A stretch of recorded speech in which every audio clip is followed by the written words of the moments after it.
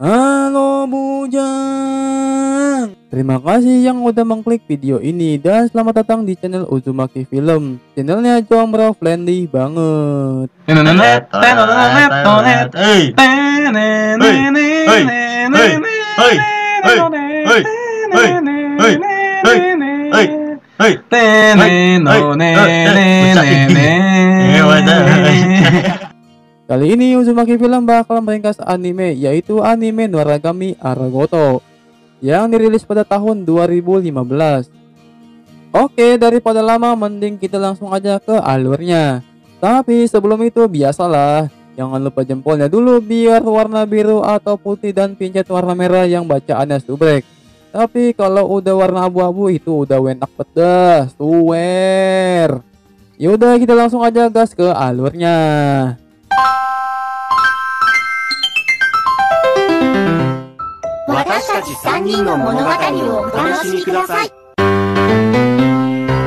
Di awal scan diperlihatkan seorang siswa yang tidak sama sekali menyukai sekolah karena ia seringkali dibully oleh temannya.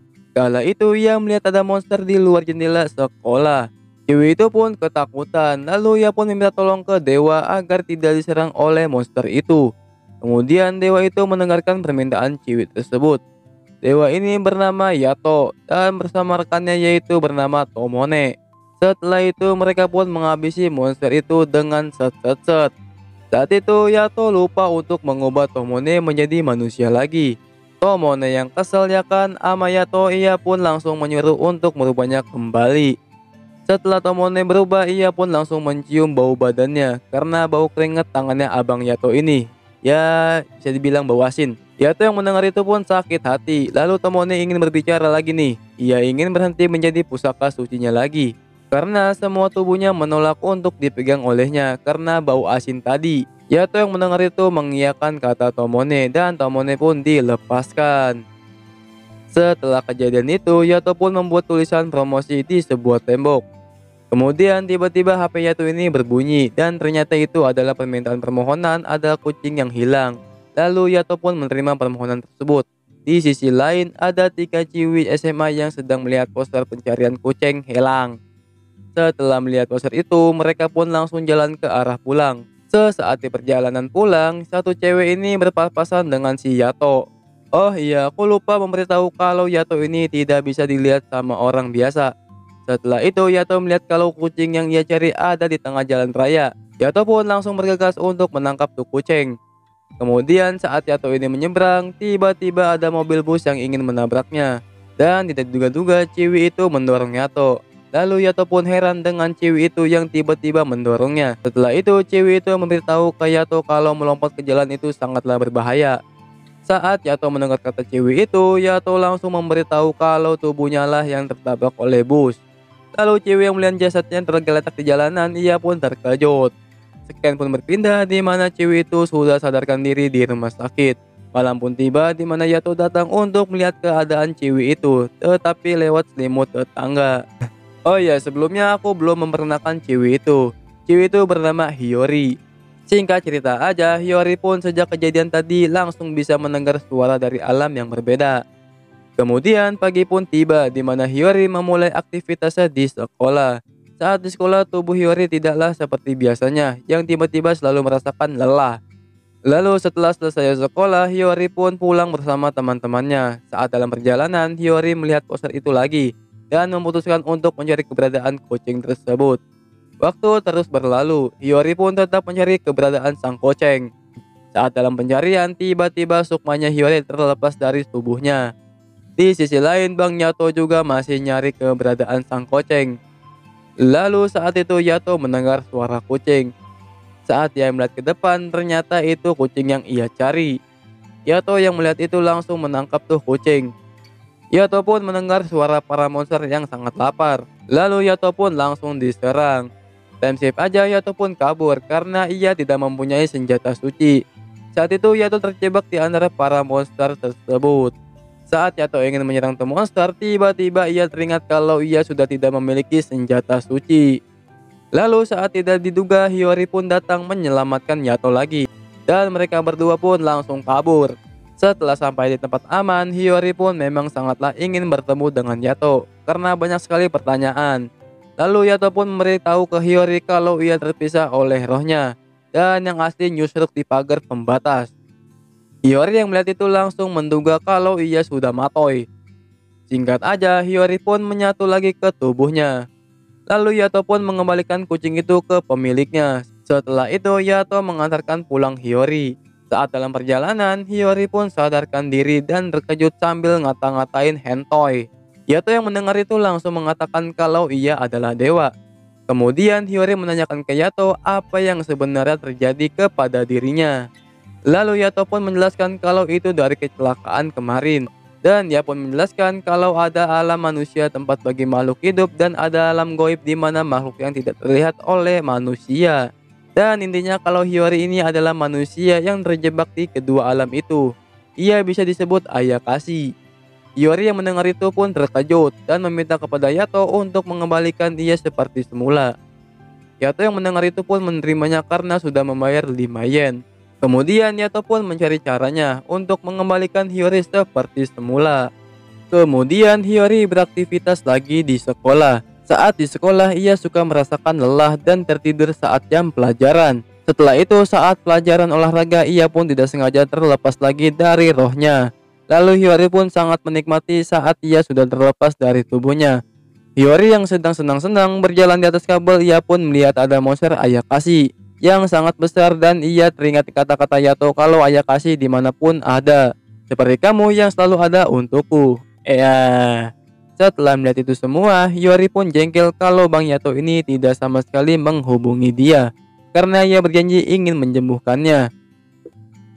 Lalu Hiyori pun menelepon Bang Yato untuk segera disembuhkan karena udah 2 minggu berlalu. Yato yang sedang di kereta, ia pun memberitahu ke Hiyori bakalan disembuhkan. Dan kali ini ia tidak bisa. Hiyori yang mendengar itu langsung meragukan Bang Yato. Hiyori yang mendengar perkataan itu langsung meragukan Bang Yato. Apakah benar dia adalah seorang dewa? Yato yang mendengar itu langsung teleport di mana Hiyori berada. Saat sedang berbicara, Hiyori pun gak sadar kalau sukmanya sudah terlepas dari tubuhnya. Lalu Hiyori pun menuntut Yato untuk cepat mengembalikan seperti semula. Yato yang mendengar itu sudah tahu karena ia sudah membuat kontrak dengannya dan tidak akan mengembalikan 5 yennya. Karena ia mempunyai angan-angan mengumpulkan biar banyak agar bisa membangun sebuah kuil yang besar. Yato yang suka bercanda, Hiyori pun sudah sangat kesal karena terus-menerus dikasih janji. Ya, seperti janji manismu yang tak kunjung datang. Uhui. Singkat aja, Yato pun meminta bantuan ke Hiyori untuk mencari harta suci. Oh iya, harta suci ini adalah senjata untuk para dewa. Dengan harta suci, dewa pun bisa memotong apapun kayak ikatan cinta aku padamu. Lalu Hiyori pun nyeletuk, pantas aja Bang Yato ini tidak bisa apa-apa. Setelah itu Yato pun bercerita dulu ia mempunyai harta suci. Cuman sudah resign karena Yato ini miskin, bau asin, tidak punya kuil dan selalu saja berangan-angan. Time skip aja, Hiyori pun berniat untuk mencarikan harta suci untuk Abang Yato ini agar urusannya segera diselesaikan. Waktu pun berjalan, Hiyori pun tidak kunjung menemukan harta suci. Saat dalam perjalanan, Hiyori pun melihat ada badai Ayakashi karena ia melihat banyak arwah. Lalu ia pun memutuskan ke sana. Di sisi lain, Bang Yato ini lagi kerja membersihkan jamur di toilet. Selesai membersihkan toilet, ia pun beristirahat di sebuah kuil tua sambil memikirkan persoalan Hiyori. Saat ia lagi enak-enak istirahat, tiba-tiba Hiyori nelpon kalau ia sudah mendapatkan harta suci untuk Bang Yato. Setelah mendengar itu, Yato pun teleport dan melihat harta suci yang dimaksud oleh Hiyori. Yato yang melihat itu pun terkejut dan mereka berdua pun kabur. Ternyata yang Hiyori beritahu bukanlah harta suci, melainkan gumpalan emosi dan kutukan dia adalah siluman. Singkat cerita aja, Yato pun berhasil menemukan harta suci yang ia inginkan. Setelah itu Yato pun membuat kontrak pada arwah itu dan dinamai Yuki. Karena sudah mendapatkan harta suci, Yato pun langsung menghabiskan tuh monster siluman. Dan seperti biasa, kalau harta suci ini bisa berubah bentuk ke manusia lagi dengan komandonya si Abang Yato ini. Lanjut. Keesokannya pun tiba di mana Yuki memulai kehidupannya kembali bersama Yato. Ya, yang kalian tahu kalau si Yato ini miskin jadi ia memungut sisa makanan di tong sampah. Lalu Yuki pun merasa galau karena Yato ini hanya berkeliling-keliling kota dan tidak dikuil tua. Yato yang mendengar keluhan dari Yuki, ia pun mencoba menunjukkan kekuatannya kepadanya. Dan ya ternyata Yato ini ngandelin Hiyori untuk membayar semua yang ia makan di restoran. Setelah selesai makan, Yuki dan Yato pun pergi karena mendapatkan panggilan. Saat ingin teleport, tiba-tiba Hiyori malah ikut dengan Yato dan Yuki ke tempat panggilannya. Ternyata mereka pergi ke tempat Dewa Tenjin. Hiyori dan Yuki melihat Tenjin pun berkesima. Setelah itu Tenjin memperkenalkan harta suci miliknya yang begitu banyak dibandingkan abang Yato ini. Saat itu Tenjin memperkenalkan juga harta suci miliknya yang baru ke Yato. Yato yang melihat itu pun terkejut, ternyata dia adalah Tomone yang belum lama menjadi harta sucinya Yato. Singkat aja, Yato pun diberikan misi dari Tenjin untuk membunuh siluman di sebuah tempat. Setelah mendengarkan penjelasan dari Tenjin, lalu mereka pun bergegas ke tempatnya. Awalnya Yato ini menolak untuk menolong orang yang sedang ingin bunuh diri. Karena jiwa yang ingin bunuh diri itu sudah dimasuki oleh Ayakashi, jadi tidak perlu ditolongi. Hiyori yang mendengar itu kesal karena ini adalah pekerjaan Yato. Lalu Hiyori pun bergerak sendiri untuk menolong para manusia yang ingin bunuh diri. Saat itu Hiyori dikepung oleh beberapa Ayakashi sampai ia terjatuh di rel kereta.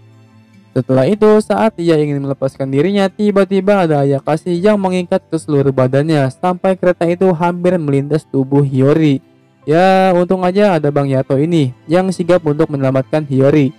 Lalu Yato pun bertemu dengan siswa yang ingin bunuh diri di persimpangan jalan kereta api.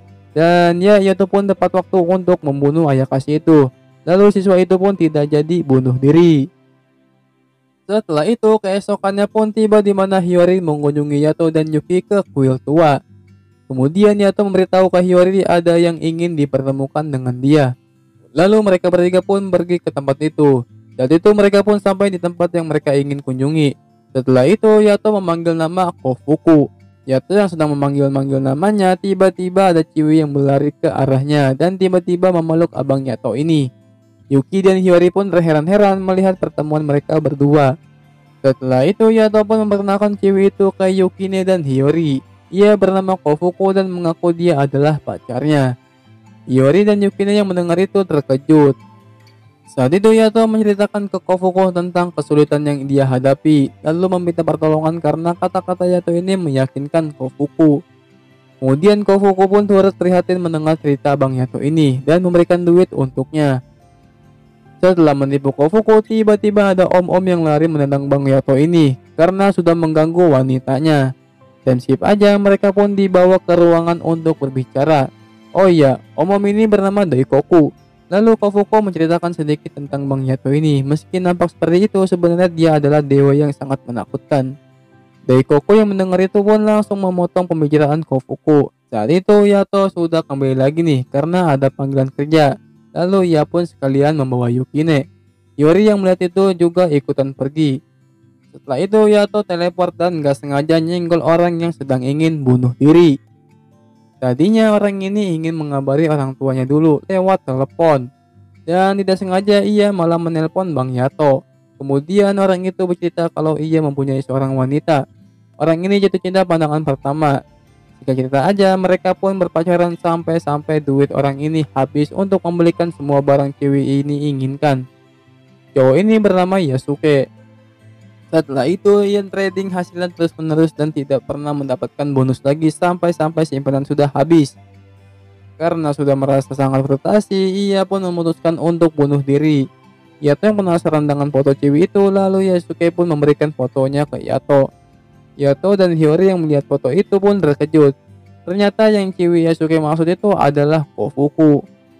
Kemudian Yato menjelaskan kalau Kofuku ini adalah dewa kesialan. Lalu Yato pun membantu Yasuke untuk memotong ikatan kesialan itu. Kemudian pekerjaan pun sudah selesai. Lalu mereka bertiga pun datang lagi ke tempat Kofuko lagi. Sekalian meminta penjelasan Kofuko yang sudah morotin laki-laki sampai Miss Queen. Singkat aja mereka bertiga sudah mendapatkan penjelasan itu. Lalu Yato dan Yuki pergi meninggalkan tempat itu. Hiyori yang masih penasaran tentang perkataan Kofuko kalau Yato adalah dewa yang menakutkan. Kofuku yang mendengar itu menjelaskan kalau itu memanglah benar. Kalau ia dulu pernah membunuh harta suci, ya lagi pula dia juga adalah dewa perang. Rikuku yang mendengar itu ikut menerusi kalau itu adalah cerita dulu, saat masih zaman membunuh atau dibunuh. Adanya dewa karena adanya permohonan dari orang-orang. Hiyori yang sudah mendapatkan sebuah penjelasan, lalu ia pun memutuskan pulang. Saat dalam perjalanan, ia pun bertemu dengan Yato. Yato pun penasaran dengan Hiyori yang lama sekali di tempat Kofuku. Saat itu Hiyori bertanya ke Yato kenapa dia membawa ke tempat Kofuku. Yato yang mendengar itu pun menjelaskan ke Hiyori jika terjadi pada Yato pergilah ke tempat Kofuku. Di sisi lain, Yuki yang sedang sendiri di pinggir danau. Saat itu ada seorang ciwi yang tiba-tiba mendekati Yuki. Kemudian Yato pun datang dan melihat ciwi itu. Ciwi itu bernama Nora. Dia adalah harta suci milik Yato yang sudah lama tidak dipakai. Lanjut. Sekian pun berpindah di mana mereka bertiga pun jalan pulang. Saat itu Hiyori tiba-tiba mengatakan kalau ia akan mengurus Yuki. Yato dan Yuki mendengar itu terkejut. Lalu Yato sangat menolak kalau Yuki tidak bisa tinggal di rumahnya. Sebab jika Yuki tinggal bersama Yato, ia tidak memiliki rumah. Singkat cerita aja, Hiyori langsung menarik Yuki dari tangan Yato. Karena Hiyori terlalu memeluk Yuki, jadi si Yuki ini memikirkan hal-hal bejat. Dan tiba-tiba Bang Yato ini merasakan kesakitan. Singkat aja, Hiyori pun langsung mendengarkan kata-kata Bang Yato ini dan langsung membawa Yuki. Saat Hiyori tiba di rumah, tiba-tiba orang tuanya pulang. Hiyori yang melihat Yato di belakang orang tuanya, ia pun terkejut. Setelah itu, Hiyori dan Yato pun berbicara. Kemudian Yato memberitahu ke Hiyori kalau malam adalah waktu kelahiran iblis. Saat untuk siluman yang bersembunyi dalam kegelapan di luar. Karena Yuki tidak akan tahan kegelapan. Singkat aja, Yuki pun datang ke kamar Hiyori. Karena kamar abangnya Hiyori tiba-tiba lampunya dimatiin. Hiyori yang mendengar itu langsung mengajak Yuki tidur bareng. Yuki yang melihat belahan Hiyori, ia pun langsung ingin memegangnya. Saat mau megang ya kan, tiba-tiba abang Yato datang dan mengejutkan si Yuki. Setelah itu Yato membicarakan kalau Yuki ini terlalu cepat untuk mikir cewek. Dan pada mikir itu mendingan pikiran saja soal melayani Bang Yato ini. Pagi hari pun tiba di mana Yuki menemani Hiyori belanja. Saat itu Hiyori melihat Yuki ingin memiliki barang tersebut. Lalu Hiyori pun berniat untuk membelikannya untuknya. Tetapi Yuki ini malah menolak akan dibeliin oleh Hiyori. Karena dia ini tidak bisa dilihat orang lain. Jadi kalau butuh tinggal meminjam saja. Hiyori yang mendengar perkataan itu tidak terima kalau itu sama saja halnya mencuri. Lalu saat itu Hiyori mengembalikan skateboardnya. Tiba-tiba Yuki menghilang begitu saja. Singkat cerita aja, Yato pun langsung menjelaskan ke Hiyori kalau dewa itu bisa melakukan apa saja. Yaitu boleh menyakiti makhluk apapun atau mengambil nyawa mereka. Dan suatu hari nanti Yato juga akan memberi Yuki hukuman. Di sisi lain, Yuki yang sedang berjalan di perkotaan tiba-tiba ia menemukan anak kecil sendirian di selipan kota. Saat itu Yuki merasa aneh kenapa masih ada anak kecil menjelang malam hari. Kemudian Yuki pun melihat ke seberang jalan, ternyata anak itu sudah meningsoy, ditabrak oleh mobil. Yuki yang merasa kasihan, ia pun membawanya ke tempat terang. Singkat aja, anak kecil itu pun tiba-tiba terhasut oleh monster malam. Yuki yang melihat itu langsung membuat garis pelindung. Saat sudah berhasil menyelamatkan tuh bocil, tiba-tiba bocil itu sudah terinfeksi oleh monster tersebut. Yuki yang melihat itu terkejut dan tidak bisa bergerak. Lalu saat itu Hiyori pun langsung mendorong Yuki karena ada monster di depannya yang ingin nimbalin mereka berdua. Ya, untungnya ada Bang Yato langsung menyelamatkan mereka. Kemudian karena anak kecil itu sudah tidak bisa diselamatkan, Yato pun ingin membunuhnya monster itu. Saat membunuh tuh monster, Yuki pun merasakan keberadaan bocil itu. Setelah kejadian itu, Yuki ini pun bekerja di tokonya Kofuku dan sekalian membantu pekerjaannya Daikoku. Saat itu Daikoku meminta tolong ke Hiyori kalau si Yuki ini ingin mempunyai buku paket dan soal buku SMP yang lama. Hiyori yang mendengar itu malah terharu dan akan memberikan semuanya. Lalu Kofuku akan memberitahu jangan melupakan bayarannya. Yato dan Hiyori yang mendengar itu pun terkejut mendengar perkataan Kofuku.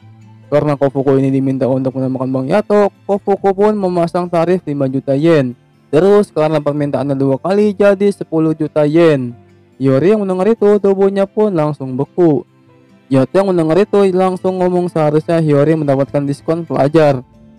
Karena Kofuku ini polos, jadi ia pun mengiyakan perkataan Yato dan menjadi 1 juta yen. Hiyori yang mendengar itu langsung mengulti Bang Yato karena Hiyori sendiri belum disembuhkan tubuhnya oleh Yato. Setelah itu Yato berada di festival tahun baru dan Hiyori pun berada di festival itu. Saat itu Hiyori sedang berjalan-jalan di acara festival itu dan nggak sengaja melihat Yato. Hiyori yang melihat itu pun langsung mengejarnya dan tubuhnya malah tertidur di jalanan. Di sisi lain Yato sedang bertarung dengan monster. Monster ini terus-menerus berdatangan. Kemudian Hiyori masih nyari keberadaan Bang Yato. Lalu tiba-tiba Nora muncul dan menyerang Hiyori. Singkat aja Hiyori terpojok oleh Nora dan mengambil ingatannya dan membuat Hiyori tidak mengenali Bang Yato. Lanjut. Setelah itu Yato dan Yukine merundingkan hal itu, kenapa hanya Yato aja yang Hiyori tidak kenal. Kemudian Yato terus-menerus mendekati Hiyori agar ia bisa mengingat kembali. Lalu Hiyori berbicara ke Yato kalau ia tidak sama sekali mengingati apapun tentangnya. Yato yang mendengar itu langsung terkejut dan bilang ke Hiyori kalau ia tidur di kasur dengannya. Dengan begitu Hiyori kemungkinan akan mengingat kejadian itu lagi saat di rumah sakit. Hiyori yang mendengar itu marah dan malah melempar Bang Yato. Saat Yato dalam perjalanan bersama Yuki, ia pun bertemu dengan Nora yang membawa bola ingatan Hiyori. Dan Yato pun sudah menduga kalau ini memang perbuatan si Nora. Kemudian Nora menyuruh Yato untuk mendatangi tempatnya. Sesampai di tempat Nora, Yato pun bertemu dengan dewa yang bernama Rabo. Rabo ini adalah teman semasa perang zaman dulu yang berjuang bersama Bang Yato. Setelah perbincangan selesai, Yato dan Rabo pun gelut nih. Rabo ini terus-menerus ingin mengembalikan Yato ke zaman dulu yang mana ia tidak segan membunuh orang lain. Ya, untung aja ada Yukine yang selalu mengingatkan Yato agar perkataan Rabo ini tidak ada pengaruhnya. Singkat cerita aja, karena Yato masih menahan kekuatannya, jadi ia sedikit terpojok oleh Rabo. Lalu Yato pun mundur dan beristirahat di tempat Kofuku. Setelah itu Yato dan Yukine pun datang ke rumah Hiyori untuk memberitahu kalau ia berdua akan mengembalikan ingatannya. Saat Yato dan Yukine pengen teleport, tiba-tiba badan Hiyori bergerak sendiri dan malah ikut ke tempat di mana Nora dan Rabo berada. Lanjut. Di sisi lain Nora dan Rabo sedang menunggu kedatangan Yato. Kemudian mereka pun gelut lagi. Rabo yang tidak menyangka Yato yang sangat berubah drastis karena ia sudah tidak ingin membunuh orang lain. Kemudian Rabo menyadari kalau akibat Yato berubah karena keberadaan Hiyori. Lalu Rabo pun menghampiri Hiyori dan ingin menembasnya. Yato yang menyadari itu pun melempar pedangnya untuk menahan samurai milik Rabo. Setelah Rabo lengah, Yato pun lari bersama Hiyori mencari tempat aman. Saat itu Rabo membawa ingatannya Hiyori dan melemparnya. Yato yang melihat itu pun langsung mengejar agar bola ingatan itu tidak pecah. Akan tetapi Rabo malah membuat bola itu pecah dengan tebasan pedangnya. Setelah itu Hiyori pun pingsan. Yato yang melihat itu langsung memindahkan Hiyori ke tempat aman. Karena keadaan semakin genting, Yato pun mulai serius melawan Rabo dan mereka pun langsung gelut lagi nih. Singkat cerita aja, dalam pertarungan besar, batu besar ingin menimpa Hiyori. Yuki yang melihat itu langsung memberitahu ke Yato. Yato yang mendengar itu dari Yukine langsung sigap menyelamatkan Hiyori yang ingin tertimpa oleh batu. Ya, untung aja Yato tepat waktu untuk menyelamatkan Hiyori. Setelah itu Hiyori ketangkap oleh Rabo dan dijadikan sandra. Yato yang melihat itu langsung membuat gelombang kejut dari pedang Yukine. Alhasil berhasil diselamatkan. Rabo yang mulai lemah, lalu Yato pun langsung menebas Rabo. Dan ya akhirnya Yato memenangkan pertarungan itu. Di sisi lain semua dewa merasakan kalau ada dewa yang sudah lenyap. Saat dalam perjalanan pulang, Yato memberitahu ke Hiyori kalau ia akan memotong ikatannya dengan Yato. Dengan begitu Hiyori akan bisa hidup dengan bahagia. Hiyori yang mendengar itu pun langsung menolaknya. Setelah itu mereka berkumpul lagi di tempat Kofuku. Tibanya di tempat Kofuku, Hiyori pun bercerita kalau tiba-tiba Bang Yato ini ingin memutuskan ikatannya. Padahal Hiyori ini ingin bersama Yato dan lainnya selamanya. Karena itu sebuah permintaan, jadi Hiyori membayar ke Yato 5 yen lagi. Dan takdir Yato dan Hiyori pun terikat. Dan ya cerita pun selesai. Oke, mungkin segitu dulu untuk alur cerita animenya. Kalau video ini tembus 50.000 penonton, aku akan membuat season 2-nya. Ya, aku sih berharap tembus 100.000 ya. Jika kalian penasaran dengan kelanjutannya, bisa langsung aja komen di Uzumaki Film pastinya. Ya udah, sampai di sini dulu. Makasih banget bagi kalian yang udah nonton sampai habis. Jangan lupa like kalau kalian suka, kalau nggak suka ya dislike aja nggak apa-apa. Dan support channel ini kalau bisa nyalakan loncengnya biar tahu kalau aku upload video baru. Terus makin semangat bikin kontennya. Sampai jumpa di next video dan sayonara bujang.